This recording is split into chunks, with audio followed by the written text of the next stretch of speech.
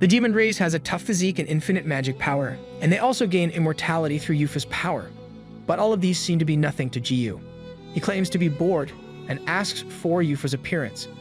Ashes of the demons Jiyu has slain are floating in the air, and they start clumping together. The remains have bundled and recreated each demon that Jiyu just killed. This occurrence confuses Jiyu because the demons revive even with all the holy attacks he did. Holy attacks that literally looked unholy. Luna explains the demons will still revive if Yufa has MP or mana points. Thinking it's an endurance test, Jiyu repeats more holy swing-up attacks. Please don't. Our eyes can't take it anymore. Luna makes Jiyu stop, explaining that it's useless and that Jiyu should take Yufa down for efficiency's sake. Jiyu comments that Luna doesn't want him to use his skill. I'm sorry, but I'm with Luna on this one. Jiyu asks how he can get to the demon world, and Captain Love says Jiyu might be able to make it there using the large portal above them. Jiyu seems to favor the idea, but Luna stops these thoughts by saying it's a one-way portal. Going through it would only make them stuck between dimensions, and Luna ridicules Love's suggestion. She doesn't let the chance to curse at Love slip away. This angers Love, asking how she was supposed to know it when no Chrono Life user ever made it to the demon world. Luna only smiles as she says being a goddess lets her travel between dimensions. That's an incredible perk. As she says this, she reaches out a hand to Jiyu. She tells him to take her hand and she'll take him to Yufa. She says it's the reason why she came to see Jiyu. Confused, Jiyu almost blurted out about the item Luna gave him. Luna glares at him, and he manages to stop himself. Thinking it must have been imperative, Jiyu grabs Luna's hand and tells her to take him to the demon world. Do they really have to hold hands? Love was surprised by Jiyu's decision. Jiyu explains that he has no choice if he wants to defeat Yufa. At this time, Luna is busy looking at Jiyu's hand holding hers. She blushes, grins, and cheerfully asks Jiyu if they can go. Still shocked, Love tries to come with them, but Luna cuts her off. With a happy face, Luna claims there's no more space in their party and she can only take one person with her. You just want to monopolize Jiyu. Luna irritates Love more by leaning her head on Jiyu's shoulder and announcing they'll see Love after their date. And like an innocent boy, Jiyu blushes at Luna's words. Luna activates her skill dimensional shift, and the two of them disappear. With this incident, Love swears that Luna is now her sworn enemy. Sorry, Love seems like the goddess of life has the upper hand in this arc. In the demon world, Jiyu and Luna appear in a flash. Jiyu looks around a bit before looking at the altar where Yufa and his party are. Yufa claims that only rage remains in his body and begins his monologue. Before Yufa can continue, a loud boom resounds and a big explosion destroys a part of the demon castle. Jiyu curses with a troubled face, saying he totally skipped the cutscene. You're not the only one who skips the cutscene. The throne room is destroyed, and there's a large wall in the demon castle. Jiyu looks at Luna and tells her they should return since they're all done. Luna says no since their date has only just begun. Luna's response confuses Jiyu a bit. Yufa compliments Jiyu, saying that even the previous Demon King didn't possess this much power. Jiyu was shocked that Yufa could dodge his attack when his stats are already maxed out. Yufa lifts his sword and lectures Jiyu that attacking and dodging don't only rely upon stats. With a swing, Yufa strikes Jiyu using Crescent Slash. Yufa continues his talk, saying one should observe the opponent to predict their attacks. Jiyu suddenly appears behind Yufa, thanking him for the advice. This completely surprises Yufa, and he swings his sword toward Jiyu. Jiyu once again disappears, confusing Yufa. A voice comes from below, taking Yufa's attention. Below Yufa, Jiyu's head is between his legs, smiling with a really creepy face. You really can't stop yourself from being disgusting for just one chapter. Seeing Jiyu, Yufa quickly stabs his sword at Jiyu's head, but Jiyu instantly escapes. Too bad it missed. Our MC fits the description of a cockroach who moves too fast that he can't kill it. Jiyu laughs, claiming having a high agility stat makes the game of toying with the enemy so fun. Yufa can only glare at Jiyu at his remark. In Front Village, Love curses Umis for leaving her alone with the flying demons. She accidentally trips on her own foot, and a demon looms over her. Love remembers how Undi's left with that woman she hates.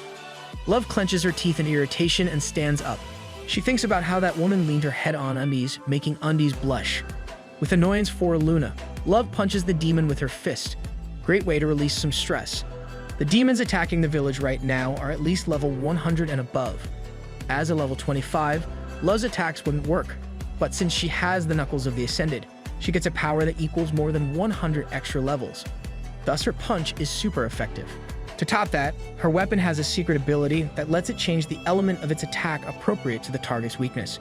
At this moment, Love's sealed Knuckles of the Ascended is infused with holy attributes, killing the demon in one hit.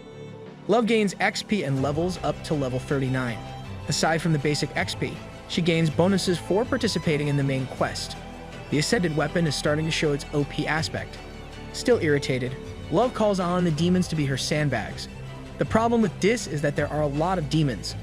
Love can only sigh as she sees Dis, and promises Undies will become dead meat once he returns. Resolved, Love closes her eyes as a demon hoof looms over her. Don't give up now, Love. Back in the demon world, Yufa compliments Jiyu for being stronger. He also confirms that Jiyu's stats are higher than his. Knowing Dis, Jiyu asks Yufa if he could just take the hit and die, so they wouldn't waste more time. Yufa says Dis is like all the reckless, hopeless battles he fought before. His undead party appears behind him, and Yufa claims they'll emerge victorious. You still haven't fought Jiyu, so it'll definitely be different. Jiyu and Eurus look at them blankly. Jiyu then says that Yufa only wins because he has his party, making Eurus laugh. Jiyu claims that warriors should fight one-on-one. Eurus comments that Yufa's idea of an honorable battle means ganging up on his opponent. Luna advises Jiyu to be careful, saying that the warrior party has a 100% success rate when going into raids, and has never lost. To win, Luna offers to do it together. You're still sus since you're the one who revived Yufa. Is this your goal? Waking an enemy so that you'll get to party with Undies? Real sus. Love's eyes are closed, awaiting to get crushed. But it doesn't happen. So she takes a peek and sees that the demon's leg is cut off. Hong appears, activating her Moonlight Assault skill, slaying the demon. Hong removes her mask and asks Love if she is okay.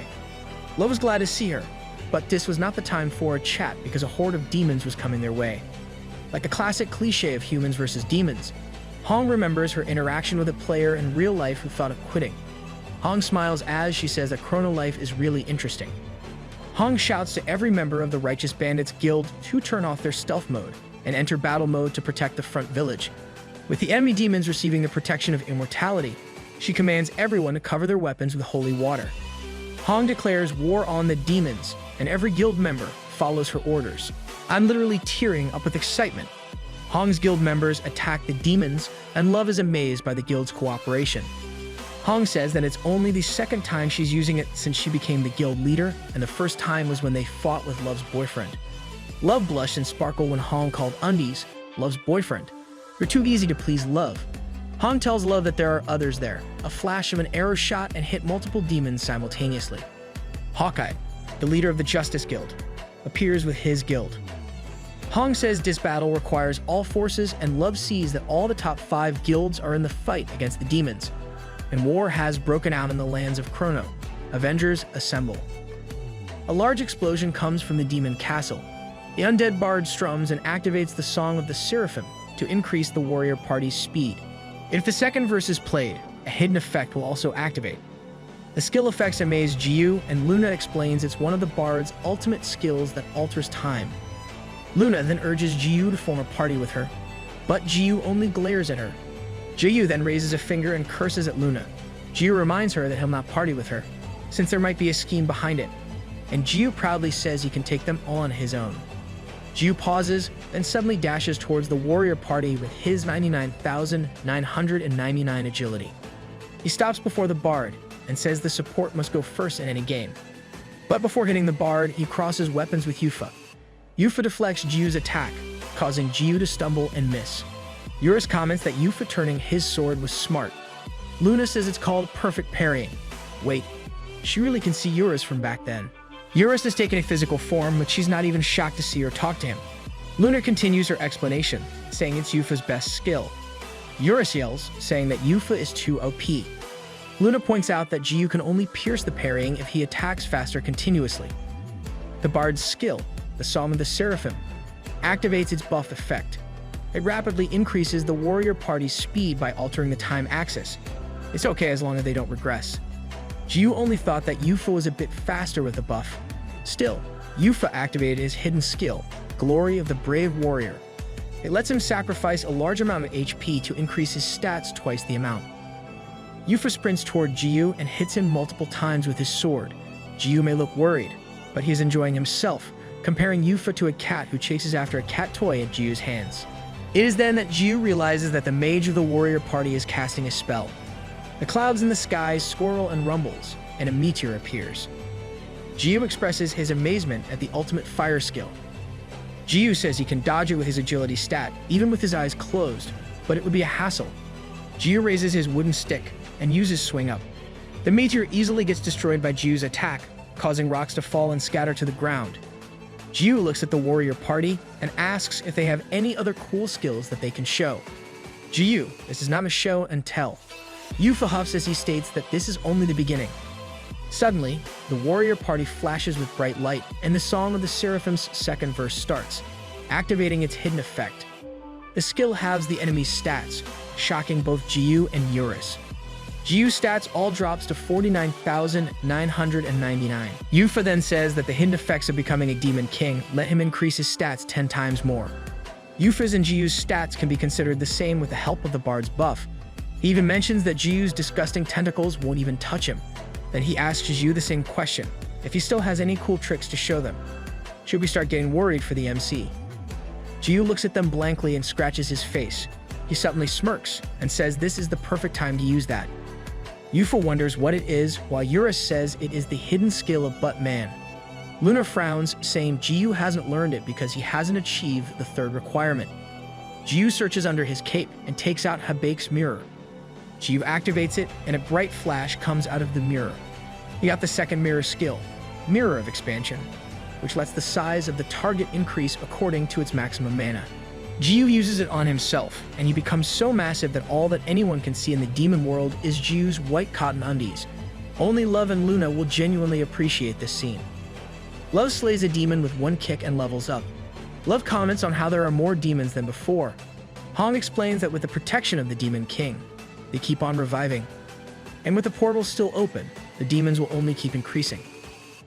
Love screams that this is unbalanced as a demon comes after her. Abracadabra uses a skill and kills that demon in one hit. Abracadabra claims that the only way to clear the quests is to slay Yufa of Rage. Hearing this, Love suggests that they should all just log out. Abra, girl, your character name is too long. We'll just call you Abra. Abra informs Love that doing that will burn the world to ashes, ending the human world and turning it into another demon world. This worried Love, and she looked at Hong. Love says the game developers can just reset everything, but Hong says otherwise. Hong reminds Love of the previous announcement. This means that whatever happens in the game is determined by the user's actions within the game. And even if the world ends, the game developers won't restore it to how it was. Chrono Life will shut down if it has to. Real-world game companies would never do this. Love rants when she hears this, while Hong only says this is precisely why she likes the game. She enjoys the thrills it gives. Love is worried that everyone doesn't know about this, but Abra assures her that everyone else knows it by now. Many players are already fighting the demons, even if they're not part of the 5 main guilds. This is all to protect the world. Or not. Some players are too excited with the item drops and EXP. Back in the demon world, Yufa looks at Undies, thinking that Jiyu must be over 10,000 meters. The bard continues to strum and activates the highlight effect of the Song of the Seraphim to reduce Jiyu's stats to 1/5 of its maximum. Eurus rants, stating the healing factor should give Jiyu immunity to this debuff. Luna explains that the skill used isn't precisely a status effect. Instead, it alters the time around the target. Luna says it might be OP, but it doesn't work now because Jiyu is out of the skill range. Luna is undoubtedly enjoying the view right now. Jiyu's big face is shrouded by darkness as he calls for Yufa. He asks if Yufa can still parry his attacks. Jiyu mocks Yufa as he looms over the demon world. He's definitely bigger than a titan. Yufa can only clench his sword as he looks up at Jiyu. Jiyu raises his wooden stick, thinking about where he should swing. As he stands in the demon world, he decides to swing down. Jiyu aims his swing at the warrior party and the demon castle. This scares Yufa momentarily before he closes his eyes and accepts his fate. The wooden stick smashes into the demon world, and with a flash, it destroys the world into many pieces. We now have a colossal version of the planet-shattering swing. The world disappears with a bright light, and a system announces that the effects of the Mirror of Expansion will disappear due to excessive use. Jiyu returned to his original size and is sorry that Habake's second mirror is broken. It can only be used again once a certain period of time passes. I hope it gets fixed soon, and he can use it when love is present. I would love to see Love's reaction when Jiyu acts like a colossal titan. Jiyu looks around, realizing he destroyed a planet again, but the servers didn't go down this time because it was the demon's planet. Eurus appears glad that Jiyu is back to standard size. Jiyu comments that Eurus is still alive, and Eurus says it's because he's a spirit. Eurus only disappears when the servers are down. The goddess of life also appears, remarking on Jiyu's recklessness. She asks how Jiyu plans to clean up this mess this time. Jiyu also comments on how Luna is still alive, but Luna responds that it's only natural. Our MC probably hopes otherwise. Jiyu and Eurus start looking around, thinking Yufa must still be alive. Eurus says Yufa is probably dead, and Jiyu says that kind of dialogue only means the enemy's still alive. Yep, Eurus raised a flag right there. They hear a coughing sound and find a tattered Yufa sitting on a rock. Jiyu and Eurus laugh, seeing that Yufa really is still alive. Jiyu then compares Yufa to a roach who remained active even after the explosion, ending up in space. Space roach. Luna looks down and says that Yufa will soon die because his life force is already fading. Seeing that the quest is as good as complete, Jiyu approaches Yufa. Yufa confirms that he's about to die. Hearing this, Jiyu starts teasing and mocking Yufa. This, of course, irritates Yufa, claiming that the warriors of the modern day don't have manners. No, we have manners. Undies is the only exception. Yufa sighs and admits that Jiyu is still the strongest man he has ever met. Yufa then acknowledges his defeat. Back in Front Village, everyone is still fighting and about to reach their limits. Hawkeye encourages his members to hold on longer and to keep going because their role isn't to win, but to buy undies the time he needs to defeat Yufa. The demons are probably still there because Yufa is not yet totally dead at the moment. Lug is already tired and has received a fatal wound, worrying Hong. Hong realizes that everyone has already reached their limits. Panicking, Hong gets grabbed by a demon, thinking it might be the end for everyone. The hand holding onto Hong unexpectedly turns into ashes. Every demon screams its anguish as they disintegrate into dust. Love, still tired, compliments Undies for winning his fight. Back in outer space, Yufa glows brightly, saying he'll disappear soon. Chiga looks at him and suddenly asks Yufa a question. He asks how Yufa ended up hating humans after killing the Demon King. I'm also curious about this. Yufa answers that it's not a very interesting story. He claims that being extraordinary made everyone love and envy him. Tears drop from his eyes as he says he loves humans more than anyone. But it seems that those humans Yufa loved so much ended up betraying him. This is probably why he doesn't feel bad about turning his friends into undead like him. Luna looks over, thinking how Yufa loves humans more than anyone. Yufa completely disappears, and the system announces that the main quest is cleared. Jia receives the rewards for clearing the main quest. As the main contributor and slaying Yufa on his own, Jia receives additional rewards. From afar, something sparkles so bright as it comes closer to Jiyu. With long golden hair and slippers, the man greets Jiyu. Jiyu recognizes him as the being who calls himself God. The head honcho, who can still exist even with the servers down, is back. God compliments Jiyu for taking Yufa down, saying he has additional rewards for Jiyu. A system interface appears and offers Jiyu two choices. Jiyu can choose to advance to one of the 7 sins, or he can choose to remain human. God explains that Yufa was given the same reward when he defeated the Demon King, but he ended up dying a tragic death not too long after. Ultimately, Yufa became one of the 7 sins because of his hatred for humans. Deep down, Yufa still loves humans, because those were his last words. You're the biggest sus here, God. God smiles as he offers this to Jiyu. Jiyu glares at God as he remembers Yufa's last moments. Jiyu then smiles, saying he doesn't need to think about it. Jiyu presses on one of the options, and the system announces that he has made his selection. Behind Jiyu, Yura squeezes over to Luna to look at what Jiyu has chosen. Luna had a shocked, worried face and was speechless. God asks Jiyu why he made that choice. Jiyu smiles as he says it's obviously because. What the? It's a freaking cliffhanger. Come on, let's hurry to the next chapter. It's already the next day, and real-life Jiyu stares blankly at the ceiling, with drool on his mouth. He was lying on his bed when his phone vibrated, and Jiyu saw Captain Love messaging him. They share a snappy banter, and Jiyu rants that he deserves to rest as the main contributor to the quest. Sarang then asks him out to dinner, which confuses Jiyu. Suddenly, Luna was lying beside him, saying Sarang was probably flirting. Luna rambles on how a student should focus on her studies. There's a stalker in the house again. Seeing Luna in the same bed shocks Jiu off the bed. Jiu asks her how she keeps getting inside his house and yells at her not to change the subject again. Luna claims that she's only returning the shirt she borrowed last time. Yeah, right. Jiu wondered if he lent her a shirt, then remembered how Luna looked back. Jiu blushes and asks Luna if the shirt she wore back then was his. He already forgot. Luna then asks if Jiu is going out to eat. If he is, she's tagging along. Jiu gives an unfathomable face, thinking that he's screwed.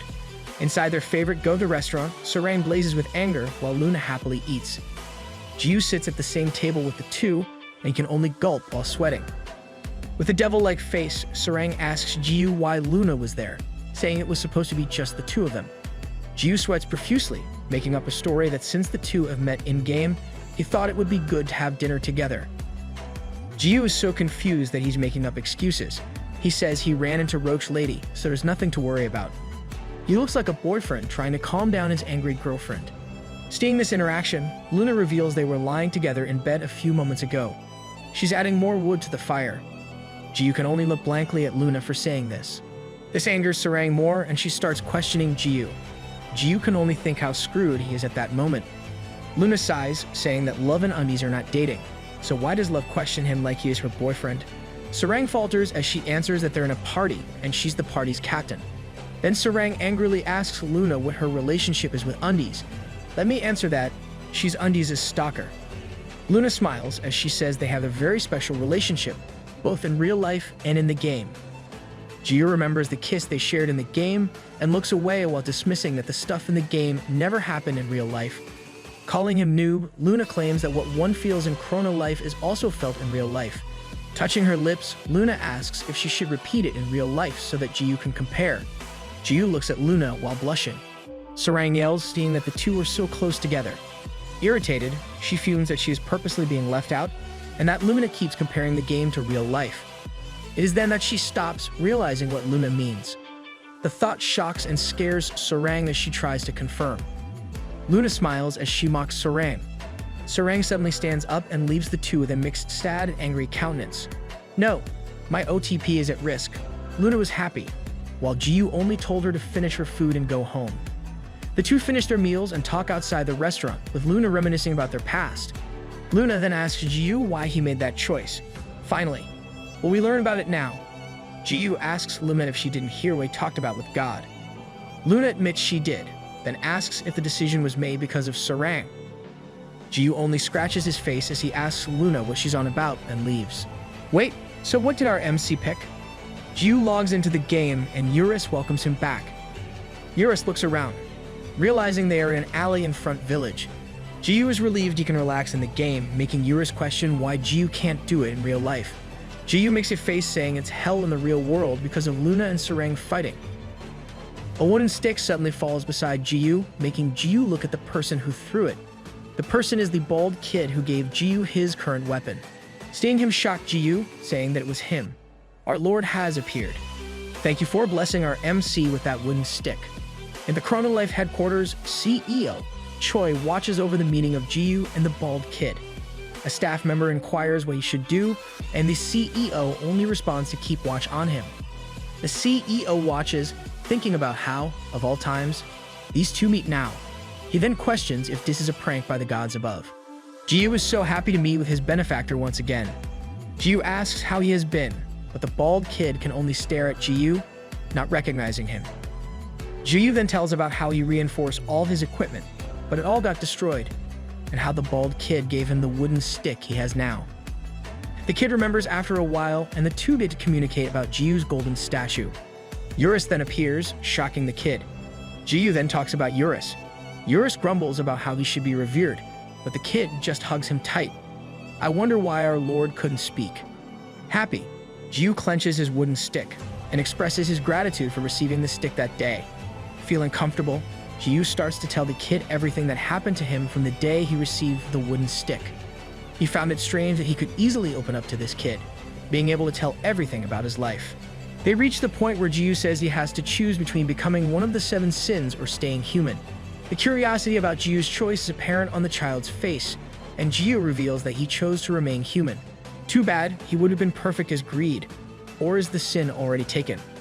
The kid is still curious about why Jiyu chose this. Jiyu stands up, saying they'll talk about it next time. Jiyu says that he has something to give to the kid.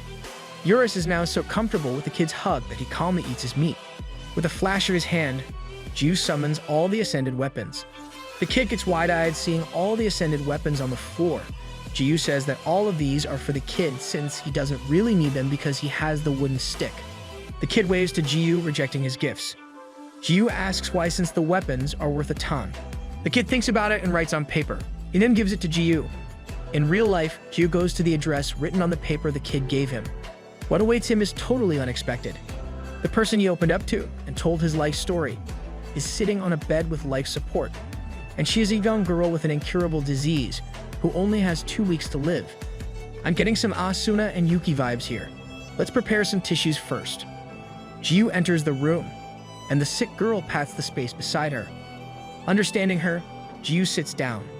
The girl writes on a sketchpad, apologizing to Jiyu for simply giving him an address, but she really just wants to meet him. She also apologizes that she can only communicate this way because of her sickness. Jiyu assures her that it's okay. The girl scribbles and tells Jiyu how much fun she had when she listened to his story. This experience led her to want to tell her own story. She says it won't be as exciting, but she wants someone to remember her. She admits that she may be being self-centered in doing this. Jiyu assures her she wasn't, how he has the time, and how he likes listening to other people's stories. It's never self-centered to share your story. The girl laughs and accuses Jiyu of being a liar, since she knows Jiyu loves skipping the game dialogue. Jiyu blushes and falters, saying it is because it's a game. She's good. She quickly caught her MC lying. She starts telling her story with a class she shows in Chrono Life. The girl decided to be a merchant, finding it fun to talk with everyone as she bought and sold items. She admits that she was too shy in the real world, while it's the complete opposite inside the game.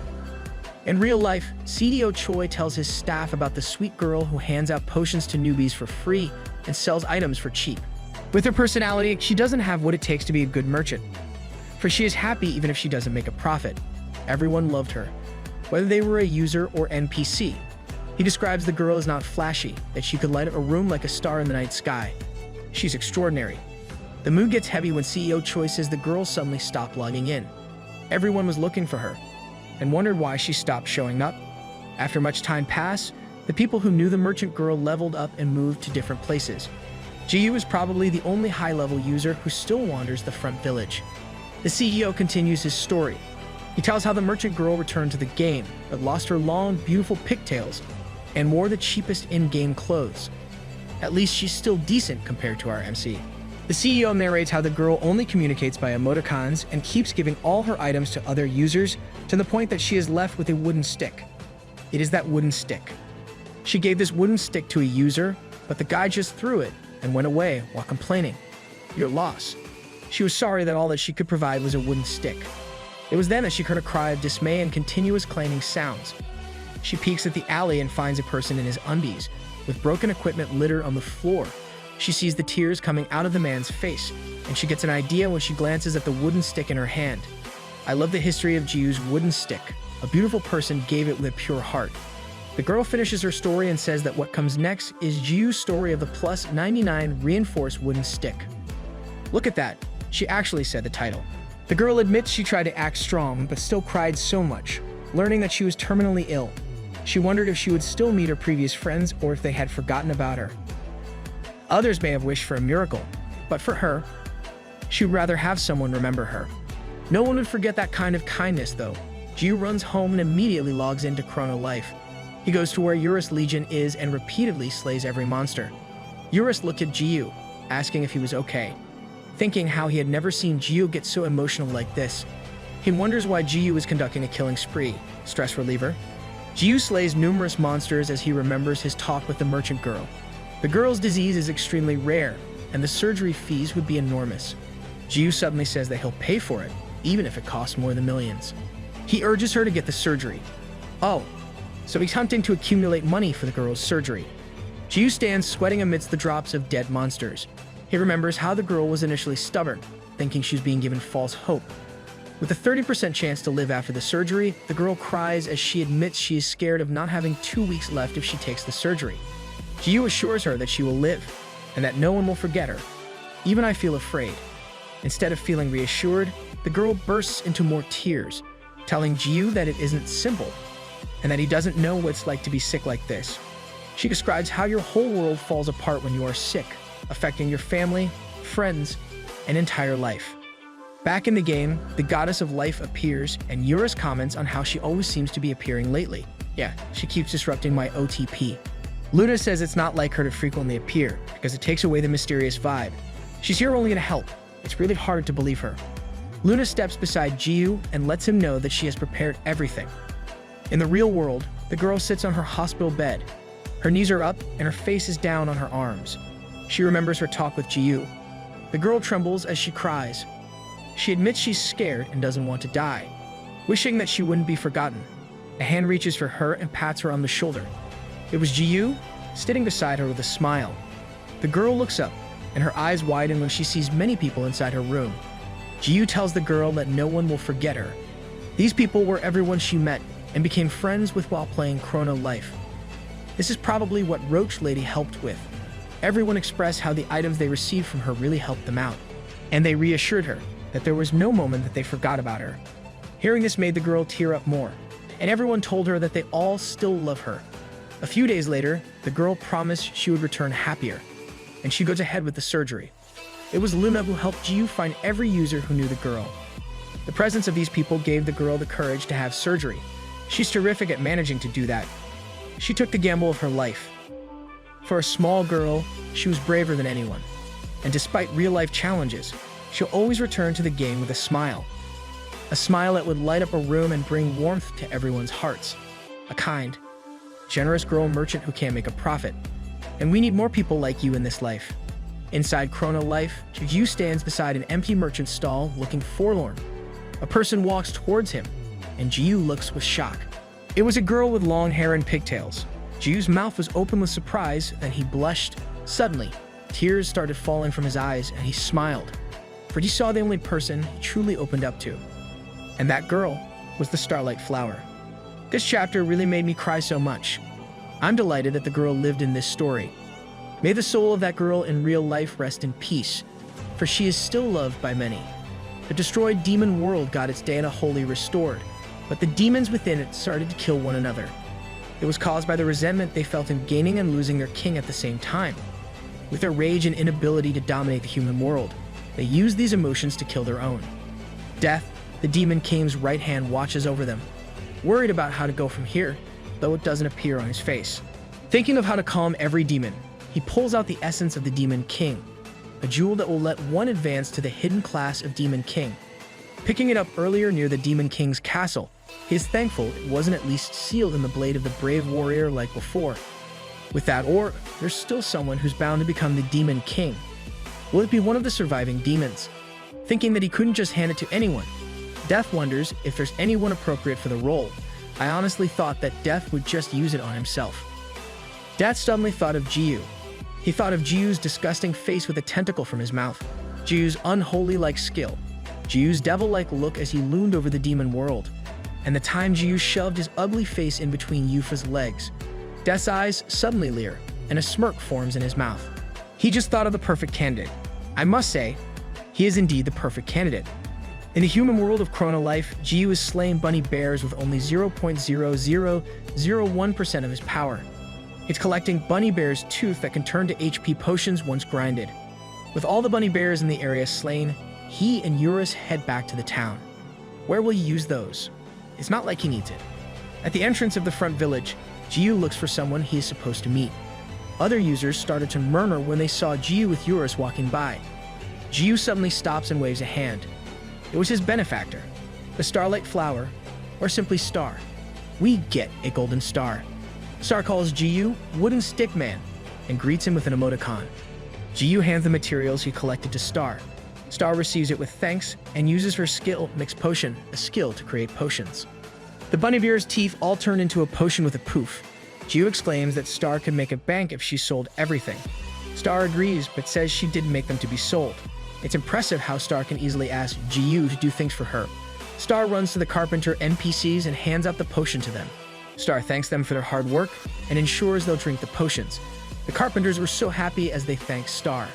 From afar, Jiyu stares at this happy picture, then tells Eurus they should gather more. First time seeing our MC whipped. In real life, Sarang is still tormented by what happened in the restaurant with Jiyu and Luna.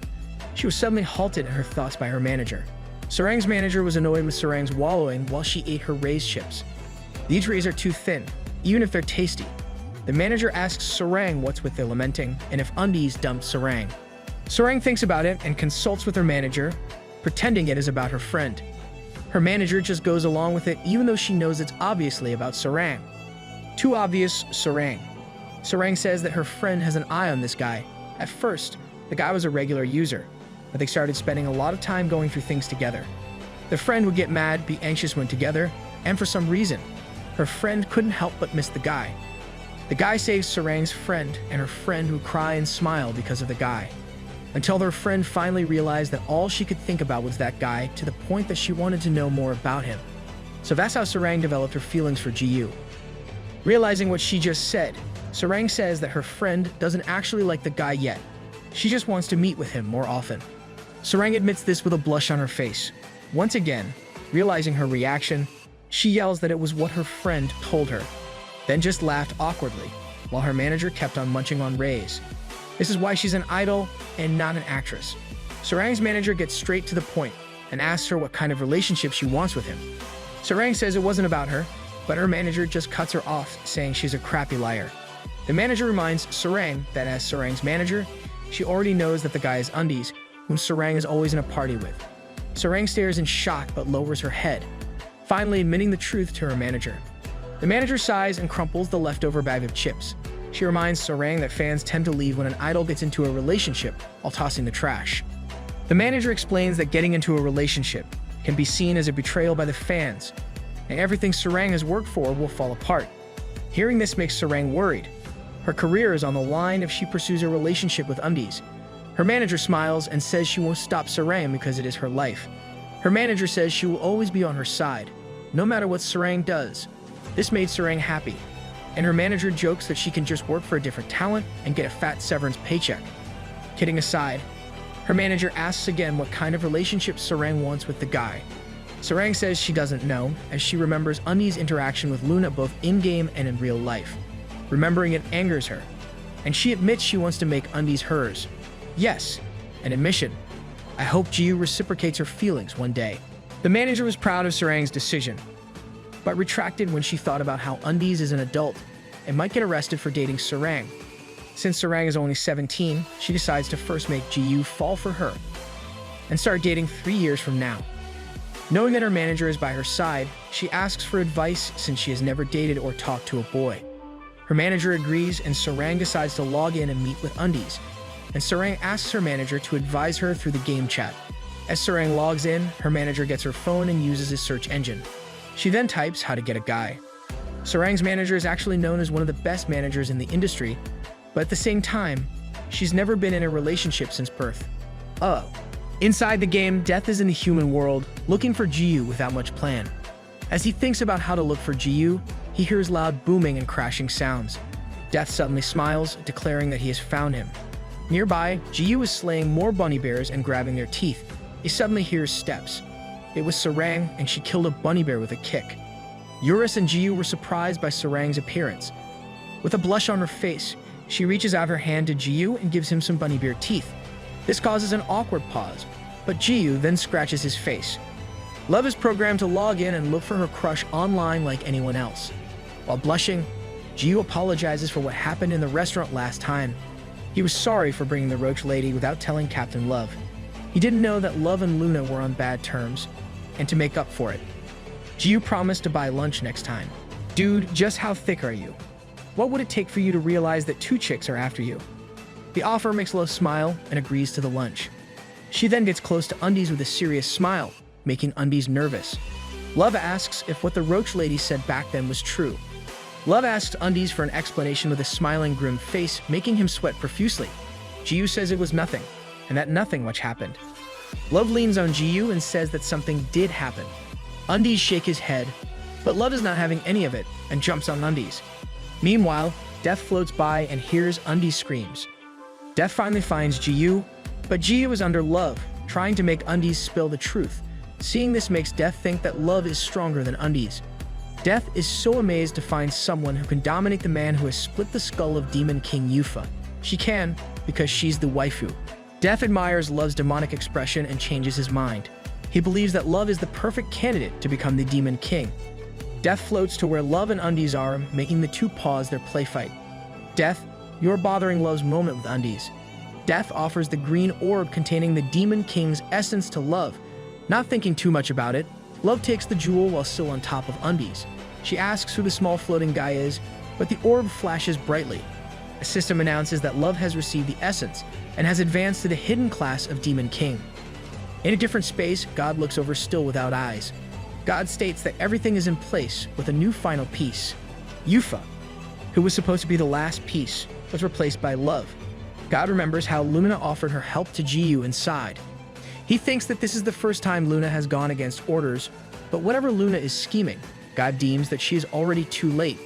God declares that now is the final chapter. God and Luna are both up to something, but it seems to be different from one another. The bright light blinded Jiyu, but then he saw Love float and advance to Demon King. Receiving the special abilities shocked Love. She flails in the air as she complains about how someone just changed her class and how she never wanted to be Demon King. You have no choice now. Jiyu and Eurus can only look at Love as she advances and receives the skills of a Demon King. Jiyu asks Eurus what's happening, but Eurus also has no idea. Love continuously complains about the system modifications and asks what the Demon King descended even means. Hearing this, the system enters the Demon King tutorial system and uses Love's skills as a demonstration. The skill, the Demon King descended, it's activated. Love's hair sways and changes to white, and her warrior clothes turn black. She completely changes her look, more appropriate for a Demon King. A very sexy Demon King. Love is so shocked by the change in her outfit and hair that she squeals. Eurus comments on how Love is the new Demon King, while Jiyu comments on how Captain Love was basically forced into the class that she didn't want. Death declares that the Demon King descended is a skill where Love takes the form of the Demon King with infinite magic power. She prefers to be a warrior. Death explains that the Demon King's skills can only be used when Love is in the Demon King descended state. Her passive skill, the Demon King's almighty power, is the only exception to this. Still in shock, Love asks about the unique Demon King's skills. The system again demonstrates it, and the essence of the Demon King activates. The sync status is stable when the system announces the syncing with noise at 1.3%. 4 bat-like wings spread from Love's back, long horns grew from her head, and her eyes turned red. The skill activation with its cool effects rumbles, making Eurus and Jiyu amazed as they watch with their popcorn. I suggest you guys grab your own popcorn as you watch this. With a snap, Love speaks only one word: annihilate. A ball of red light forms at the end of her finger and grows bigger. The red light shoots from Love's finger, causing a massive explosion in the distance. Annihilation is one of the hidden skills of a Demon King, which lets them gather infinite magic power to release a powerful beam. The downside is that it takes time to charge up, kind of like Yusuke's ray gun from Yu Yu Hakusho. Love was shocked and speechless after the skill demonstration. As she drops to the ground, her horns and wings disappear. Jiyu was excited about the demonstration as he commented on how awesome and strong Captain Love was. It's a totally different reaction from Love's response. Love looks at Undies and asks him what she should do now in a faltering voice. Love is so worried about what to do. She asks if it means she must fight against humans, and if she has to fight him. Jiyu scratched the back of his head as he thought about it. Love clearly doesn't want to be at odds with the other users. With tears in her eyes, Love continues complaining about the change, worried that she looks strange. Jiyu looks closely at her and only blushes as he answers that Captain Love doesn't look odd. You don't look strange, Love. You look sexier in your new outfit. Death looks at Love, saying that he made the right choice. Love's ability to use the exclusive skills for the Demon King immediately, with a sick noise of only 1.3% amazed Death greatly. Death declares that Love's heart harbors darkness even stronger than Yufa. Is Death referring to Love's trauma from before? Irritated, Love yells at Death as she pulls on its face. Love screams at Death to turn her back to normal, with his face still being stretched. Death says he can't do that because the essence of the Demon King will only leave her body once she dies. Death further explains that as the Demon King, she is now considered a unique boss monster, meaning its character deletion when she dies. While Love panics, Jiu is chill and smiling as he looks at Love and Death. Jiu comments on how Death looks squishy, and that he also wants to pinch him. This gets Eurus' attention, and he frowns at Jiu. Someone's jealous. Eurus starts complaining to Jiu, saying he's way more squishy and soft than Death, making Jiu question Eurus' concern for who's squishier. This makes Undies and Love a better-looking tandem, since they both have squishy flying companions. Love asks if she has to stay in the Demon King form, and if there's a way to get rid of it. Death whistles as he says he wouldn't tell, since he would rather have a Demon King around. This irritates Love more, making her pull on Death's face harder. Death accepts the pulling as he says a firm no. Jiu and Eurus stare at the two. Jiu comments on how Captain Love can probably say, "Turn off Demon King mode to make it work." Jiu then delivers the bunny bear teeth to Star since she's probably waiting. Eurus says Jiu is almost like a big brother, but Jiu asks what kind of big brother is actually nice to his sister. The rare ones do exist, though I'm not one of them. In one of the main 3 castles of Chrono Life, soldiers patrol on top of the walls of Castle Arden. The soldiers suddenly hear rumbling sounds as a monster-like being runs toward the castle. The soldiers are perplexed by this sight. Suddenly, it jumps up to the walls of Castle Arden. Seeing it up close shocked the soldiers. They were only able to shout as they got slain immediately. The soldiers are unsure if it's a monster, asking if it is a werewolf. The monster suddenly speaks, angry that he's being called by a monster. "Okay, I'm sorry. We don't know what to call you yet." The unknown being then says that humans are blind. Hear it speak shocks the soldier. Out of nowhere, 2 more monster-like beings appear on top of the castle walls. They announce that they are not mere monsters, but called anthropomorphs. The lizard anthropomorph then slashes the soldier. People started running toward where the anthropomorphs were. These people were Hawkeye and the members of the Justice Guild. As the master of Castle Arden, Hawkeye commands everyone to eliminate their enemies. Hawkeye looks over as his men attack the invaders. He suddenly asks everyone who's watching his live stream to like, subscribe, and turn on the notifications. He talks to the viewers regarding the monsters, while every one of his men is fighting. Dude, join the battle. Everyone's more interested in the new monsters. Hawkeye was interacting with his viewers when he suddenly stopped talking and looked around him. The place is already quiet, and every member of the Justice Guild presently lies dead on the floor. The anthropomorphs see Hawkeye, and Hawkeye shudders in fear. Everyone in the live stream chat told him to run. Before Hawkeye even read these, he immediately dashed off while thinking about what those things were. Hawkeye is panicking as he runs. Hawkeye sees a shadow looming over him. He looks back, and the wolf anthropomorph is already behind him. Hawkeye is known for having high agility as an elf. Still, even with this, he was unable to outrun the anthropomorphs. The wolf anthropomorph catches him with his mouth. That's a gruesome death. Hawkeye and Castle Arden have fallen in a short period to the mysterious species called the anthropomorphs. Back to Jiu and Love. Death smiles as he urges the new Demon King to summon all demons and destroy the human world. Love refuses, and Death starts complaining about what she should be doing. Love banters back and asks why she should even kill humans. Death says it's the privilege of possessing sheer power. That's according to Death's standards. Hearing this, Love says that she's screwed since she's really weak. This statement makes Death confused. Death confirms that Love should be the strongest, since she can beat up Jiu. Love corrects him, revealing that her level is only at 92. This makes Death more confused.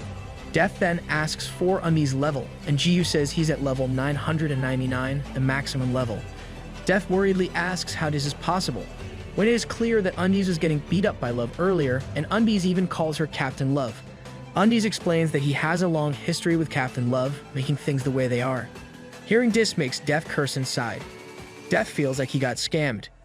Out of nowhere, a crack appears near the group, making them all stare at it. Love was shocked, while Jiu tried to remember where he had seen it. A colossal monster claw comes out, with it peeking through. The clawed hand reaches out, and Luna is atop it. Luna glares at Love, who's still in her Demon King form. Luna goes to the ground, face to face with Love, mockingly commenting on how much Love has grown. Goddess of Life versus the Demon King. The Demon King and the Goddess of Life glare at one another for some time. Luna started to move her staff and was immediately stopped by Jiu. Jiu asks if Luna is thinking of killing Captain Love. With a grim face, Luna admits that she was, but has now deemed it a waste of her time. Gotta admire our MC for saving Love there. Luna walks off and says things are going as planned to the point that it is almost ridiculous. Only then did Love realize that she almost died and got her character deleted if Undies hadn't intervened. Luna compliments Love on her new look as the Demon King, saying that Love is quite pretty to the point that Luna wants to kill her. She doesn't bother hiding, she's jealous of Love. Jiu calls Roach Lady and asks about her exact role. She had helped the Star's surgery, but Jiu still couldn't tell if they were the good guys or just villains. Luna doesn't answer the question. Instead, she says Noob probably likes the good girl type with a suggestive look. Luna says she can play that role for him if that's what he wants. She constantly changes the subject whenever she's asked a question. Jiu doesn't fall for it and just tells her to go away. Luna finally says that the game, Chrono Life, is about to end.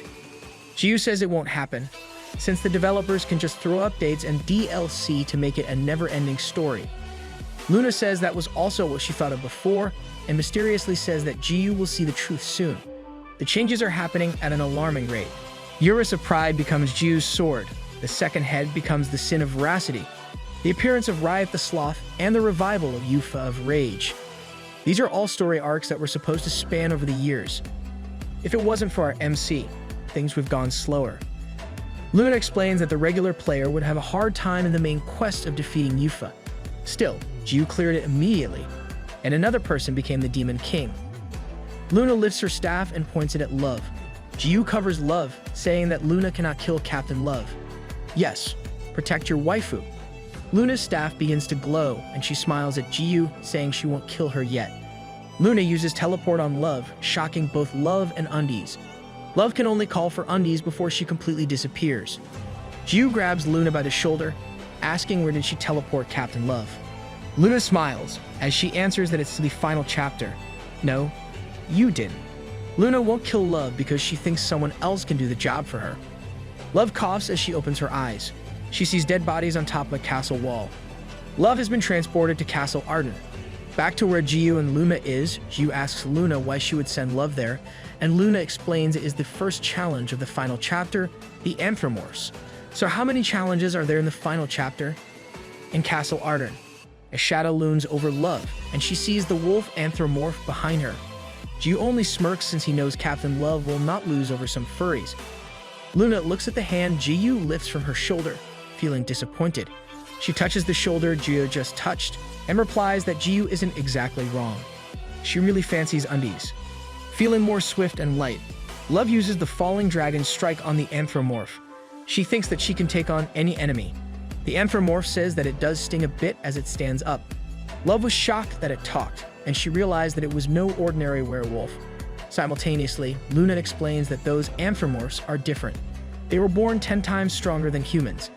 Jiu realizes those furries would have the same stats as the Demon King. Luna says that if the story progressed as it was supposed to, Anthropomorphs would have appeared 10 years from now. As a new Demon King, she will have difficulty taking them on. But why does Love have to face them? Luna's on a power trip. The Anthropomorph activates a skill, Claw of the Beast, and slashes at Love. Love immediately dodges, avoiding the attack that can easily split a forest in half. The Anthropomorph activates another skill, Hunt of the Beast, gathering power in its claws and unleashing it in a slash attack, causing a big explosion. Jiu comments that the balancing of the game sucks. This makes Luna frown with shock, saying that Jiu should be the last person to talk about game balance. She had the same reaction as Urus did from Chapter 18. Luna explains that everything happening in the game has only one root, Jiu. Jiu feels a hint of injustice in this statement. Luna says that Jiu's existence is incredibly invasive in the world of Chrono Life. Still, she admits that there is another option. Luna looks at Jiu's weapon, saying that his plus 99 reinforced wooden stick is the root, but Luna doesn't believe it because it's up to the person who uses it. She makes sense. If it was me, I use it against PK characters instead. Jiu says he doesn't care what other people think, as he pulls out the said wooden stick. He decides to go and save Captain Love. Jiu asks Roach Lady to send him to Castle Arden, but Luna immediately refuses.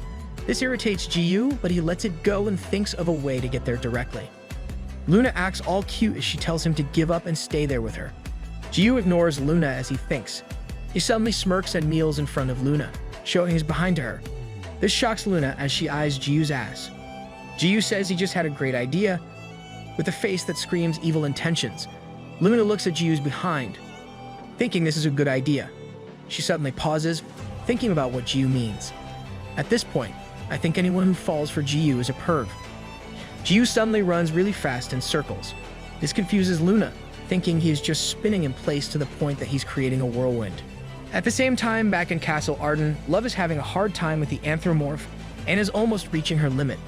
Returning to Jiyu and Luna, Luna looks at the whirlwind, wondering if Jiyu will fly away. She notices that Jiyu has been running for a whole minute, making her realize Jiyu's real plan. A system announces that Jiyu unlocked all the requirements for the agility stat hidden skill, Speed of Light. Jiyu immediately activates the Speed of Light and transports himself to Castle Arden. Jiyu smiles and greets Captain Love, saying he's there to save her. Love felt relief and gladness in finding that Undies is there for her. My OTP is coming true. Bye, Roach Lady. Jiyu steps toward the anthropomorph and asks how it dares harm Captain Love. The wolf anthropomorph only laughs, excited to have another human on their hands. You won't be that happy in a little bit. The other two anthropomorphs make their appearance behind Love and Jiyu. The three anthropomorphs start to converse, saying everything is going according to their plan, and they just need to follow orders. Suddenly, the bear anthropomorph dies with Jiyu's one hit, surprising the other two. And here I wanted to know who ordered them. Jiyu and his impatience. Oh wait, he just killed a bear. Does that mean he finally has the hidden skill for strength stat? With an irritated face, Jiyu tells it to shut up since he's dead anyway. This makes the other two shiver and sweat. The two anthropomorphs dashes toward Jiyu to attack, and Jiyu lifts his wooden stick to retaliate. Before he can attack, Love tells him to stop. Jiyu stops and just accepts the skill attacks from the anthropomorphs. He looks at Captain Love, and Love thinks she can't help. Back when Jiyu went off with Luna to fight Yufa. With resolve, Love tells Jiyu that she'll finish it. She believes that she needs to be strong to stay beside Undies. There are some roads that one has to take alone. The anthropomorphs take a break from attacking Jiyu, feeling all tired. Still looking back at Love, Jiyu smiles and agrees to leave one of them with her. Still huffing, the lizard-like anthropomorph got its long tongue pulled by Jiyu. Jiyu tells it to come with him, since they wouldn't want to get in Captain Love's way. It's like he's pulling the leash of a big pet. Jiyu banters with the lizard, while Love and the wolf look at the two as they leave.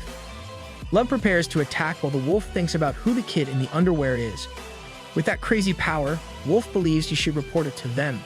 Wait, who's them? Stop hanging us. The wolf also knows he'll die, so he plans to find the right time and escape. Love suddenly jumps and turns above the wolf, giving it a hard kick. The attack shocks the wolf because it is faster than before. You should still pay attention to the fight, even if you're confident. Love releases continuous attacks, making the wolf unleash his Claw of the Beast skill. Love dodges, but the wolf immediately launches Hunt of the Beast. Love manages to avoid it again, realizing that she's lighter and her movements are easier to maneuver. As the wolf thinks Love is irritating, Love jumps and points her finger at the wolf, activating her Annihilate skill. The essence of the Demon King gets activated, giving Love her wings and horns. Love tells the wolf to die, and a beam shoots from her finger. The wolf can only curse as he gets hit by the beam. Yup, you're dead. Not by the hands of Undies, though. Once on the ground, Love sighs in relief as the system announces that she gained EXP for slaying a monster. From 92, her level jumped to 139, making her look in awe at all the level up notifications. Behind her, Jiyu and Eurus are eating meat as they watch. Jiyu congratulates Love for defeating the enemy on her own. Love then asks if it was a bug because she just leveled up 40 levels in one go. Jiyu explains it's not a bug, because those were ancient anthropomorphs. He hands Love a bigger piece of meat as he explains what he learned from Luna earlier. Done with the explanations, Love looks for the lizard that Jiyu dragged away. Jiyu says they're eating it right now, making Love spit the meat. Love hits Undies in the head and complains about how disgusting he is for grilling one of the quest monsters. Jiyu meekly answers that the lizard looked like it tastes good. It's a game, so it's fine, but it's still disgusting. Love continues to scold Jiyu and tells him to revive it, even if he has to call the goddess of life. Undies reasons out that it wouldn't be ethical consumption if they revived a monster already grilled and eaten up. In a different area, Hawkeye drips blood as he leans on a tree. An ancient anthropomorph has cornered him and tells Hawkeye to stop resisting. Hawkeye curses as he says that he thought that Castle Arden was the target. The griffin lets him know that the real target is him. This shocks Hawkeye, making him cover his chest and say he's not interested in furries. I doubt the furries are interested in you. His actions irritate the griffin. so he threatens Hawkeye. The Griffin then gets close and asks him about his ability to telepathically connect with other humans. This initially confuses Hawkeye, but then he understands that the Griffin was referring to his live streams on YouTube. The Griffin commands Hawkeye to relay a message to all of the tribes in the South Continent. The Griffin wants to be a live streamer as well. Hawkeye prepares and goes live. He was to quit streaming because of the previous castle Ardent Annihilation, but was forced to return. Hawkeye calls to the Griffin to let the anthropomorph speak. The Griffin shocks the viewers and proceeds to greet the South Continent. He introduces himself as an ancient anthropomorph from the Northern Continent. He commends humans' win against demons, since the demons have been their enemies since long ago. Is this why Love has to fight them earlier? Then, the Griffin declares that in return for the humans' deed, the anthropomorphs will invade the South Continent in precisely 30 days from now. You shouldn't be attacking them if you're thankful. Giving a month's extension is not a reward. The Griffin then paints a picture of what will happen on that day. To help announce their intentions, the Griffin lets Hawkeye live with the promise of killing him in 30 days. And this ends his live stream. This is the main quest that comes after the invasion of the demons. With its greater difficulty, the users did not receive the announcement well. It became a hot topic worldwide, making Chrono Life's reputation extremely low. It's only natural to hate the game developers at this point, since they wouldn't adjust the game difficulty. In a VR arcade, Hong sits in one of the capsules. The guy who sat beside her last time sees her and approaches her. He thinks he'll get some brownie points if he's optimistic about the game. He confidently tells Hong that the game is fun with the significant events happening in a row. With a smile, Hong curses the game and tells the guy to not talk to her. Insta-kill part 2. Hong kept smiling while looking at the update, saying they'd crossed the line this time. Rage and hostility have filled the users because of the recent news.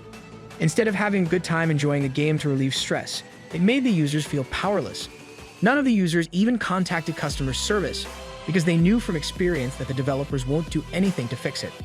In the Chrono Life main office, the CEO laughs as the company becomes a villain once again. He declares that the quest won't be easy to clear like the others and bids his users good luck. He literally looks like a villain in this panel. Despite the low users' rating of Chrono Life, they recorded the highest number of users log in at once. Still stuck in her Demon King form, Love asks Undies if he watched Hawkeye's live stream. She questions if it's possible to grind quickly within a month to fight off the anthropomorphs. Love speaks in a panicked tone, and Jiu clenches his teeth. He suddenly screams, announcing that he can't take it anymore. Love looks at Undies like he has lost his mind. He long lost his mind, even before he met you. Jiu says that waiting for a whole month to take the quest won't do. With a creepy, excited face, he declares that Undies now goes to the North Continent. Demanding his playtime, Love finds his face disgusting. Yeah, but you still like him. Jiu suddenly activates his skill, Speed of Light, and off he goes, leaving Love behind. Jiu flew off as he laughed excitedly with his creepy face still on. Love looks up from the ground, thinking that the anthropomorphs should run. Still transporting, Jiu maniacally laughs with his tongue out. He suddenly stops in outer space and looks back with an excited face. He looks at the world, wondering if the land before him is the North Continent. With a big smile, he activates Speed of Light and laughs as he returns to the Earth. Still laughing, Jiu suddenly hits a barrier, cracking his skull. That's got hurt. Jiu moves away and curses, realizing there is a barrier. A system notification appears, saying that the North Continent is currently unreleased and to please come back next time. This saddens Jiu, as he thinks this is how Chrono Life wants to play it. In the Chrono Life main office, it was CEO Choi's turn to laugh maniacally, as he watched over Undies. That laugh won't last long. They purposely blocked the continent, knowing the Undies kid would do something like this. A staff frowns, and he asks his boss how they said they wouldn't interfere with the user's experience. The CEO only tells him to shut up, and it's okay since they are already the villains for this episode. These few tricks won't be harmful. As long as he can pull a fast one on Jiu, the CEO will willingly change his ways. In the game, Love is updating her stats, while saying it was a crappy move to not let Jiu in on the continent. Jiu is pissed off, and Love comments that it's no wonder he's so salty. With the continent blocked off, Jiu can only just wait for a month, just like the other players. Still annoyed, Jiu asks if he should just break the planet again. This makes the developers flinch as they watch over him. Let's go break the servers. Luna appears, telling Jiu to not do anything he'll regret. Luna explains that breaking the planet only means server reset, which will not help. Jiu says it'll help with his stress. Then he asks why Roach Lady was there. Luna says she's looking to see who won between the new Demon King and the ancient anthropomorphs. Luna glances at Love and says she was hoping there would be at least a missing leg, definitely asking for a fight. This angers Love, making her scream at Luna. Luna only smiles, saying they never properly introduced themselves to each other before. Luna comes close to Love and introduces herself. You only realize this after numerous meetings, still hot-headed. Love calls her Nasty Roach. Luna tells Love she's 21 years old and berates Love for not respecting someone more senior than her. Talking about respect made Love angrier. She reminded Luna of talking smack about Undy's parents and killing users during the Hurricane arc. Death suddenly flies to where Love is, saying he's glad she's still alive. Then immediately changes, saying she couldn't just died in battle, so he could find a stronger Demon King. He's awfully frank for a Demon King's right hand. Love pulls on Death's cheeks, but Death asks her why she's alone. Love sees that Jiyu is off to the front village, but Luna is tagging along. Love throws Death away and chases after them, saying she's also coming. Jiyu says they could come if they won't fight in front village. In the Great Western Desert, the members of Justice Guild, sorry, I'm a fan of the original. The members of the Justice Guild are fighting the field boss, King Sanwar. On top of a plateau, Hawkeye, Hong, and Abracadabra are watching their progress as they discuss how they could fight the anthropomorphs in a month. And a single ancient anthropomorph is as strong as a boss monster a high-level dungeon. Hawkeye can only sigh as he admits that they can only rely on that brave warrior. In case you're confused, they're talking about Jiyu. Abra says they should still be prepared, since it would be foolish to rely on someone else in a battle, and this was shown when they fought with the demons, while the brave warrior fought in the demon world. Hong says she has a good idea that will let them fight against the anthropomorphs, shocking Hawkeye. Hong admits it would be hard to make up for the 10 years worth of power gap, but her idea might work if they get help from the brave warrior. With a sigh, Hong announces that they should just rely on him. Star welcomes Jiyu when they come back to the village. Seeing the two women with Jiyu, Star asks if they are Love and Luna. Love asks Jiyu who the kid is, and Jiyu tells her the whole story. Hearing it made Love cry. You now feel our feels from chapter 35. Love hugs Star tightly, asking if she's all better now. Star says she's okay, and asks a question herself. She asks who Wooden Stickman's girlfriend is, making the three flinch. Jiyu pushes a bag of bunny bear teeth to Star to change the subject. Star looks at the two, observing how Love has slowly developed feelings for Wooden Stickman, while Luna has a deep interest in the man. Star adapts a detective costume and poses while thinking. This is one of those love triangles she's seen on TV. Detective Star. Star then whispers to Jiyu, asking who he likes better, or if he likes both. She is so open-minded. This makes Jiyu blush, saying Star is still too young to talk about this kind of stuff. Star tells Jiyu not to be shy, but she's sure Jiyu has a hard time since both are beautiful. Then Star asks if there is someone else besides the two. Jiyu agrees, and with a straight face, he says that he likes Eurus. Eurus and Star look at Jiyu with disbelief, making them question his preference. Jiyu tells them he's only kidding. If it was true, Luna and Love would have to compete with Eurus. Suddenly, Jiyu starts jumping, thinking of what he should do for a month. Star smiles and suggests that he slowly enjoys the game, since Star knows how Jiyu is rushing to beat everything. This reminds Jiyu of the advice of an old man, who told him to enjoy the game instead. Remembering it, Jiyu once again gets annoyed at how the owner used his authority to block the continent. When it was the old man who mentioned not interfering with users' experience, the old man didn't keep his word. Out of nowhere, Hong jumps to where they are and greets Jiyu. Hong asked another favor from Jiyu, saying it's about the war with the ancient anthropomorphs. In the North Continent, Griffin reports to their great leader, Aventador. Aventador is the dragon of the North Pole. Wait, there's no Santa. Aventador praises Griffin and commands to have everyone prepared to take over the South Continent. With a flash, Aventador changes into his humanoid form. Aventador walks off and grins, thinking about how they'll meet again with his brother Eurus.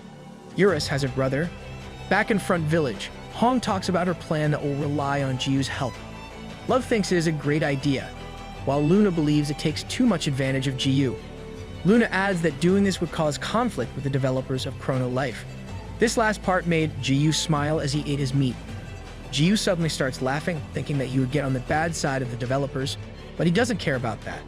Still feeling wrong for getting blocked off the North Continent, Jiyu gives a devilish smile as he accepts Hong's request. He'll be happy to comply as long as it is bothersome for the game developers. Thinking it was a great plan, Jiu stands up and says goodbye to everyone. He activates the speed of light and disappears. Everyone coughs at his disappearance, and Star asks where Jiu was going without finishing his food. Han explains that Jiu is off to give Han a favor. Star asks what the favor was because she wasn't really listening earlier. Han explains that in 30 days, ancient anthropomorphs are going to attack. To beat them, everyone needs to be stronger. The easiest way to do it is by leveling up. Still, there is another more straightforward and faster method to become stronger. The other method is through the equipment, so Jiu will be farming equipment for everyone. Understanding what Hong is saying, Star realizes where Jiu is headed. Hong confirms that Jiu is now in the most challenging dungeon in Chrono Life, which is the nest of Eurus. He went there to gather equipment and sell that equipment to users. This made Star panicky, saying it would mess up the economy. Hong admits she knows Dis, but Dis is the only way to win the war. Hong also reminds Star that the brave warrior doesn't care about that. What motivates him right now is that the developers blocked off the North Continent. And after seeing Jiu, Hong realizes that you can't mess with someone set in their ways. She has Jiu all figured out. At that moment, Jiu laughs crazily as he slays monsters. And this one is enjoying any excuse to piss the game developers. An announcement of a super special sale was released in the front village. Jiu, with a mountain of weapons behind him, announces they're selling equipment from Eurus Nest for low prices. Users gather, and a small boy comes forward who's looking for a sword to use. Jiu asks for his level and gives the boy the blade of the deceased for only 10,000 gold. The boy's eyes shine upon receiving the weapon and he runs off, declaring he'll go on a level up marathon. Everyone exclaims how cheap it was, that everyone else starts buying. I hope someone would do this in real life. Nearby, Love, Luna, and Hong look at Jiu and start selling equipment. Love asks if they can just auction them, since it will take a long time and will exhaust Star. Hong explains that auction items always get bought by Riot of Sloth, so auctioning would be pointless. A large man steps in and cuts into the line. Hong immediately recognizes the man. Jiu once more announced when the large man suddenly loomed over him. The man says he'll also take the blade of the deceased, sold to the level 19 newbie. Some users complain because the large man cut into the line. Before the complainer could finish his sentence, the large man grabbed his head and threw him into a wall. This causes a commotion, and the large man proceeds to buy some equipment. It's hard to get rid of this kind of character. Jiu grins at the large man and says that the blade of the deceased costs 10 million gold. This angers the man, saying that Jiu sold it for only 10,000 gold to the newbie. Jiu explains that the prices are set to match the customer's level. The large man starts to complain, but Jiu asks if there's a problem. Jiu smiles as he says that if the man has any complaints, he can bring them up to Jiu's wooden stick. The large man stares at Jiu. Love looks at what's happening, and then asks Hong who the guy is. Hong says the man is Benedict, ranked 38th of the entire user base. He is also notorious for killing users. Benedict clenches his teeth and his face starts turning red. All of a sudden, he politely gives 10 million gold to Jiu. Jiu accepts and thanks the guy, reminding the man to not cut the line next time. Benedict leaves, murmuring how scary it is. Justice is served. Hong talks to Love, asking how her leveling up is going, and if she's stronger now that she's the Demon King. With a worried look, Love admits that she hasn't been able to level up much and is only around level 210 now. Hong flinched because Love was only level 139 a few days ago. Love is going with Undies to Eurus Nest, but she can barely kill a monster or two, and Undies is making fun of her for being weak. Undies and Eurus have deeply influenced Love's perception of weak and strong. Luna looks at Love blankly, while Hong can only smile, thinking how Love doesn't know because she hasn't played for very long. An average user will take at least 2 years to reach level 200. Luna goes back to staring at Jiu, and Hong asks if Love will also level up today. Love confirms that she'll be going with Undies after he's done selling items. I wonder what Luna's and Hong's levels are. Hong wishes Love good luck, as she thinks about how they have hope for this war while looking at Love. In the Ravine of the Deceased, or what is commonly known as Eurus Nest, Love fights with a giant monster. She easily evades, but when tentacles with mouths come out of the numerous mouths, Love expresses her disgust. Love still isn't used to disgusting things, even though she's always around Jiu. Wanting to keep it short, Love activates the essence of the Demon King, charges forward to the enemy, and evades the tentacles. She stops beside its main body and uses Annihilate multiple times on the monster.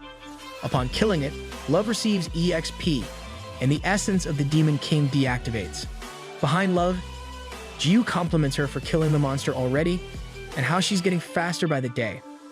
Love is happy with the compliment, but when she notices the mountain of dungeon drops behind Jiu, she starts to mope. This kills Love's confidence and tells Jiu to leave her alone now. From afar, Luna looks at how Love and Jiu interact. I am slightly sorry for Luna, but she really shouldn't have done that to Jiu before. And with that, time has passed. It is now the day of the epic battle. Aventador and the Anthropomorphs gathered 1 million of them, announcing that today is the day they will erase the history of the South Continent. Aventador shifts to his dragon form, and all of them headed to the South Continent. The Castle Arden is the northernmost part of the Chrono Continent, and it is a point that Anthropomorphs must cross. This makes Castle Arden the first and last point of defense. The members of the Justice Guild are on top of the walls of Castle Arden, and they start sweating when they see the army of Anthropomorphs heading their way. They'll duke it out on this battlefield. The approaching Anthropomorphs were suddenly attacked on the side. The mages, led by Abracadabra, are on top of a mountain. They cast more offensive spells and release it simultaneously. Griffin starts to protest, but an arrow shot hits it by the ear from the other side. Hawkeye and the other archers are on a different mountain on the opposite side. Hawkeye commands everyone to shoot, making it rain arrows on the Anthropomorphs. The big gates of Castle Arden creak open. Suo, the leader of the Cross-Line Guild, and Saintly, the leader of the Sacred Guild, led all their troops to fight against the Anthropomorphs. It's a good opening strategy for this war. This battle will be recorded as the biggest war in a game, and this war will be ended by a single user. Of course, it'll be up to the MC to finish it. Jiu clenches his wooden stick while flexing his muscles in an unholy pose. Our eyes. Declaring that he has waited too long, Jiu is now ready to slay and swing his wooden stick. Love stops him, saying that swinging his wooden stick will kill everyone. Jiu smiles and says it's okay, since they'll just revive, but it'll be lights out forever for the monsters. This simply means that they win. Love thinks about it and concludes that Undies has a point. His logic is genuinely remarkable. Declaring that it's time, Jiu starts to swing his wooden stick down. Before he does, he disappears from the battlefield, shocking Love. Jiu gets transported to a blue-colored space. Jiu looks around and realizes he's been there before. Seriously, we're about to get to the good part. God greets Jiu, but Jiu is tired of this god's antics. He wants to return immediately, but God wants to talk to him. God explains that not even the hairy old man can interrupt them because that man is too busy watching over the war. This makes Jiu angry and curses God. He wouldn't let anything get in his way after waiting a month. He starts threatening God, making God sweat a lot. With a sigh, God stays firm and says no because Jiu is bound to end everything quickly. So true. Still angry, Jiu accuses God of being a spy sent by the developers. Still, God says he's not in any way associated with Chrono Life.